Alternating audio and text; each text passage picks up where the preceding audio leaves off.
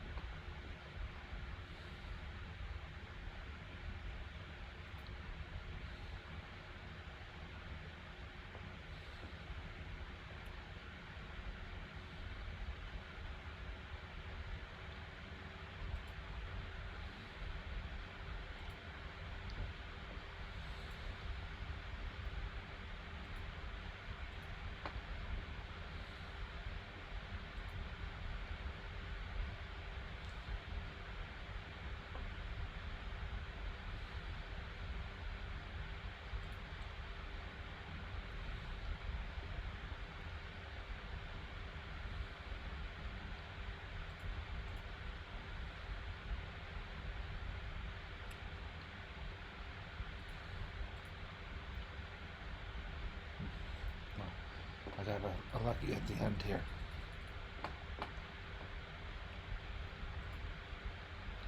Got lucky at the end.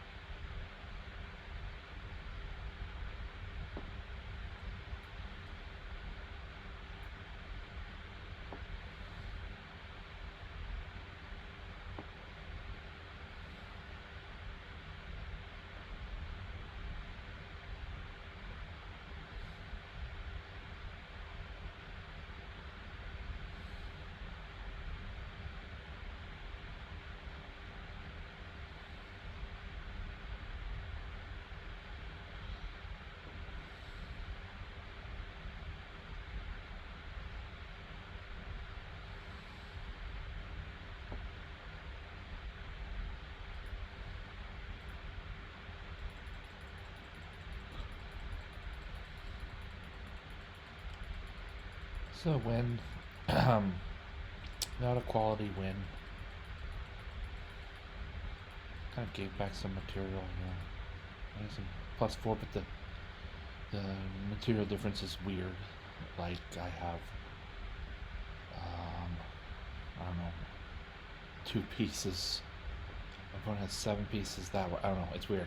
Let's just say it's weird for now.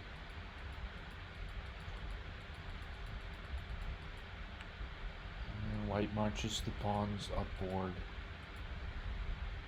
I didn't like knight c5 because of king takes b6, but my opponent then moved this to a8, and I thought, well, I'll surely get him with either the promotion threat or some kind of discovered attack, but the a2 rook is outside of the knight's range of attack. It's a light colored square outside of this knight's range.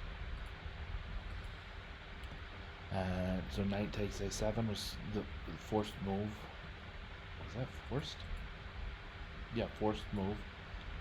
And the discovered attack doesn't really do all that much. I get this pawn. Well, I guess it does something. I clean out black's kingside pawns as a result. Now, black is sitting here with just a rook against 2 pieces and 3 pawns. A sizable advantage on the clock, and it's black's turn to move. So I mean, this is dynamic. A lot of anything can happen, as I say. Anything can happen. So I build this way for my king to be shielded for a bit. And I'm going to attach my rook to e3 in a way that f2 and e3 guard each other. And here I'm going to find a way to get my knight to safety if I have enough time, but instead pre-moved away my knight. So there, he's gone. We can consider that another casualty of the clock. Pawn to g3, and white marches up the board, putting more and more pressure on black. f4 was some kind of gigantic blunder. I think better is, I think G4 honestly might have been good or good enough. Let's see what we think here. Yeah, G4 was on the screen here for a second, plus 5 point something. So the Torch 4 has all these suggestions for moves like Bishop C5 and Bishop G5. There's another one for King to H5. None of these look all that intuitive to me. There might be good reasoning behind them, and I'm sure they're great moves. For instance, King H5, we can see that maybe after a check on the 5th rank, White will be happy to play Bishop to G5 and kind of cover that bishop and swing the king back a bit and just move the whole mass of pawns up. But I didn't have time to calculate that, and Torch is way better than me at calculating those types of things anyway. So I made this blunder, pawn to f4, and the correct response, but then White shows the way with Bishop G7. And here, Black would have captured. In the amount of time I had left, I would have captured back with my pawn for sure. Rook takes G7 check, pawn takes D7, and then the Black king is stalemated, so that would be a draw. But my opponent missed that, and the move pawn to H7 checkmate. So this is one of those games I'm gonna have to know. I delivered check with the pawn, and that doesn't happen often. I delivered checkmate with the pawn, and that happens even less often. So we're gonna put this game into some of the collections here. Reviewed live. Sort of a comeback, though LL Cool J doesn't approve of the verbiage. This is not high accuracy. You can consider a greatest game.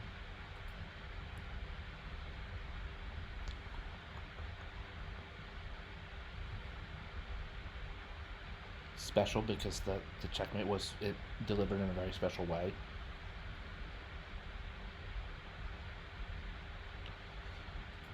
And then we just have a couple all collected. Was this? I think this was a game in 10, right? We started with 10 minutes per side.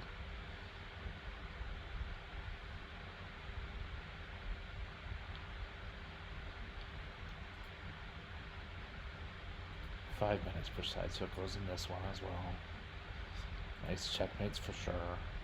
More gravity, that's me. OTB is my top box, so good. I'm gonna put this in endgame finesse. It wasn't all that finesse, but it was an interesting endgame to teach. Most didn't think about teaching an endgame like this.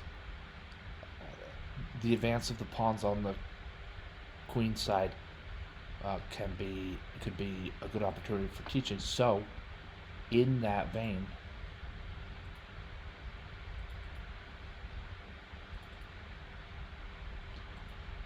so from here, let's take a moment out to determine what is White trying to do. I mean, we know promotion, right? And checkmate, right? But what before that needs to happen for that to be a reality? And what, even more than that, do we need to repair something right away because the B pawn is being attacked? We're not in the grips of a maniac back rank checkmate here. Because the king has a luft and the knight is covering d1, so that's fine. We don't really have to go to a4 to protect this, but it's an idea to fall back on should our other calculations seem inferior. So what can White get away with at this moment on the board? And we see that since the knight is protecting a2, moving this pawn doesn't cost us much because my opponent, if he wants to sacrifice a rook on a2 for the pawn, fine. I'll march this pawn down and get a queen, and I'll have checkmate here. But my opponent Lucas, so he isn't going to do that. I can get away with pawn to b4. This pawn's secure.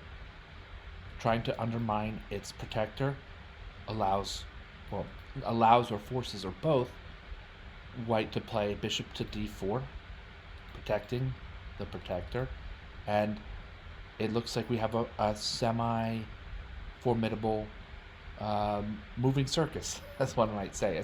We're it's a type of castle making sometimes when we're pushing pawns towards promotion. It can be a type of castle making it, but this is a sort of a movable feast here, a movable castle. I like b4 here. It's the best move. And upon some kind of undermining attempt like rook to b4, well then just again make matters even worse for black and his now misplaced rook. Try to challenge the knight on c3, get your ass took.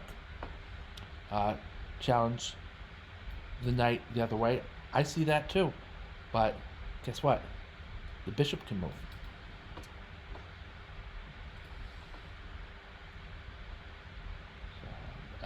So yeah, rook c2 right away is the best attempt. This is the best move for black, I believe.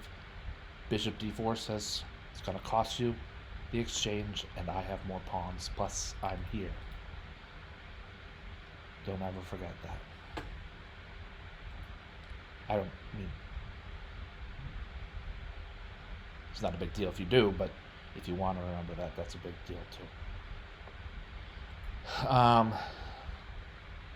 b5,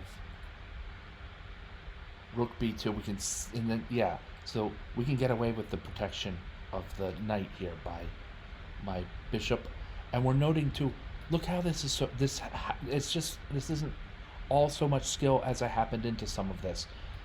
The king, black's king is like worlds away from undermining. Whoops, from undermining the protection of this knight.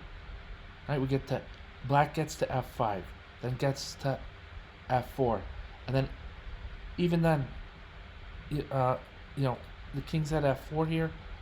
Oops. The king's at f4, blocked, blocked, blocked, blocked or controlled, blocked or controlled, blocked.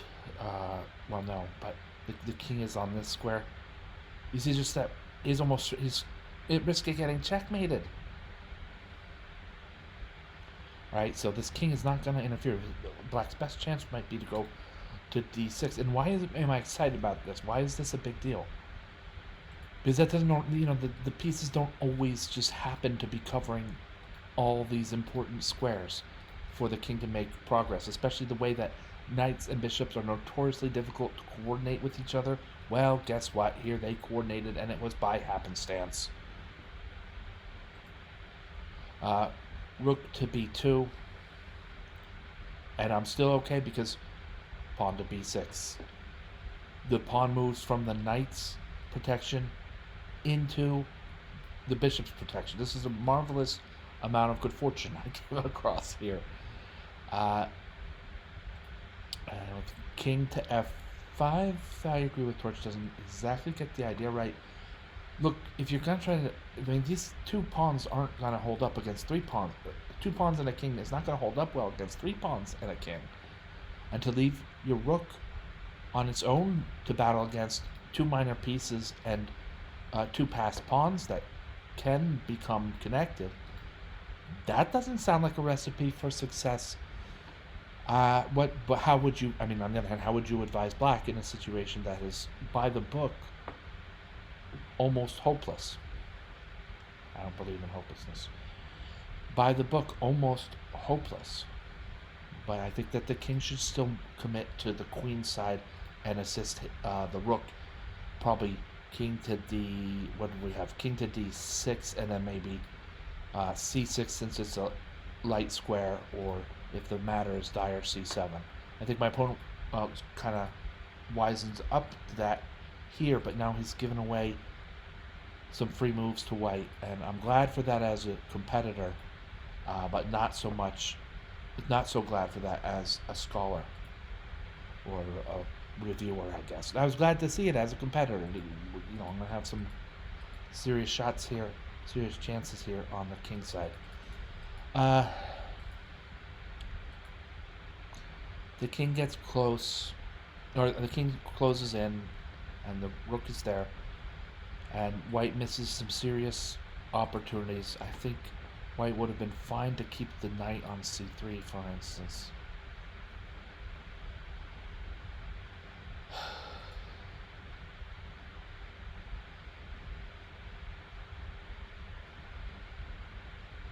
knight a4. I'm not. Just think of something else. Here with white to move.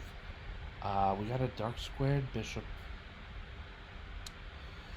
There's no good attacking moves with the knight. Not any that I can see currently. You could try to secure the base of this two-pawn pawn chain.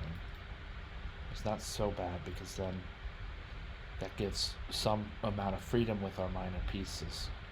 Go to work on these pawns over here on the king's side and let the bishop pretty much control the base. Yeah, that's what I'm going to show. I'm going to show you this here. This would be a better way for white to have approached this endgame. Alright, there's a discovered attack on the rook. Good. But we also have knight to d... what is that, d5? And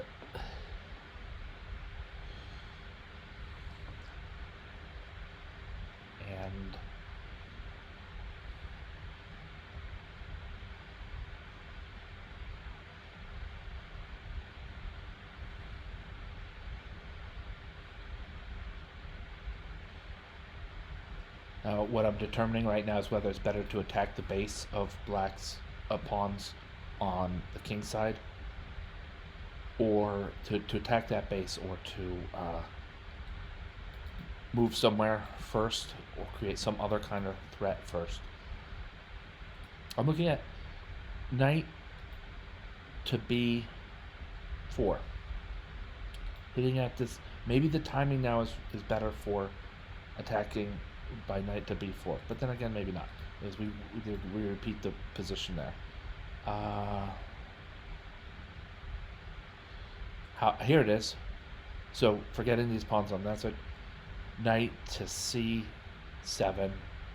and yes, my friends, this is going to do the trick. Queening on a8, capturing the rook, and just get this pawn out of the way. Now we see that black is outnumbered.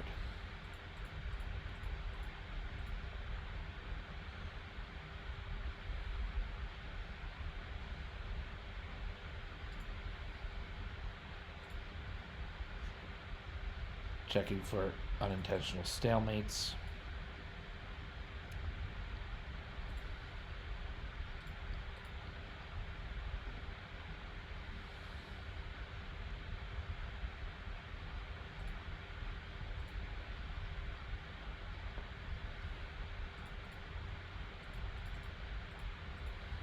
All right.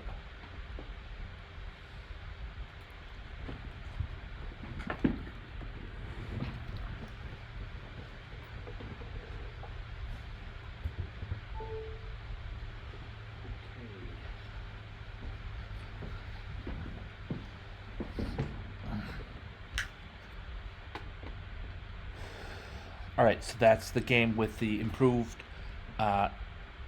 endgame. White enforces the win rather than happening into it by way of good fortune or good luck.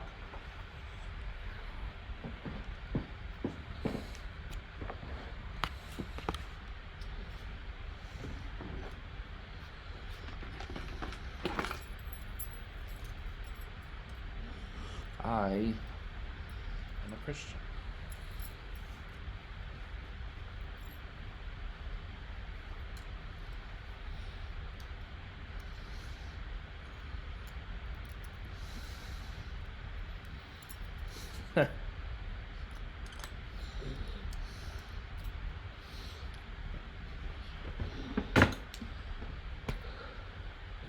All right, so we see here the accuracy of the game is assessed much higher with the correct endgame played out, and so that's fine.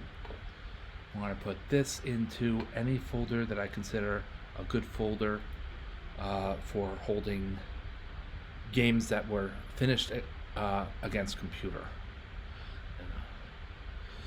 Some of these folders, okay, viewed live that I got. Now it's high accuracy, almost. It's greatest games because it was.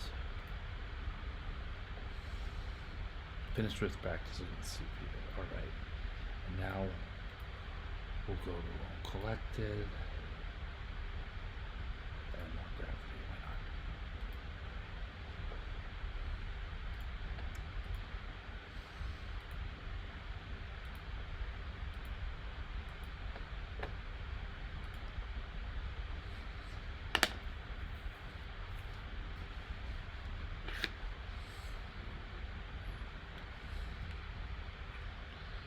Okay.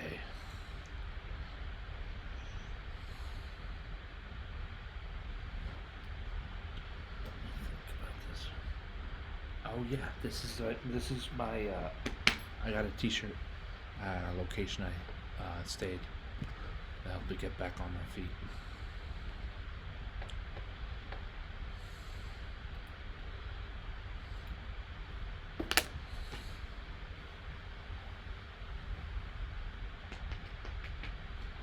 Thank you for watching. Thank you, Gravitrons. I'm more gravity. Have a great night.